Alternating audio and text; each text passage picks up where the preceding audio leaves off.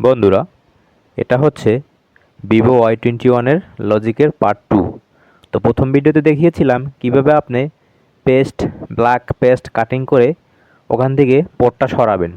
তো এখন এই ভিডিওতে দেখাবো কিভাবে নতুন পোর্ট ম্যাচিং করা একদম অরিজিনাল পোর্ট কোম্পানির মতো সূক্ষ্মভাবে প্রত্যেকটা পিন মিলায়া বোর্ডের প্রিন্টের সাথে তারপর নিখুঁতভাবে ঝালাই করবেন।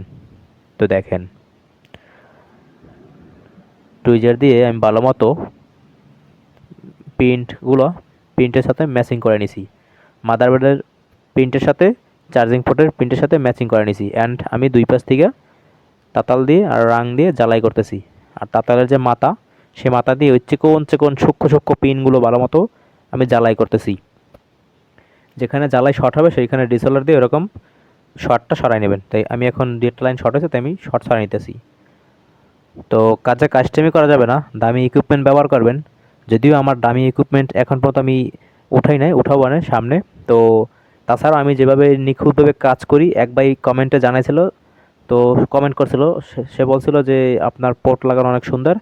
তাই তারই ওই কমেন্টের অনুপ্রেরিত হয়ে আমি নতুন এই ভিডিওগুলো আপলোড করতেছি।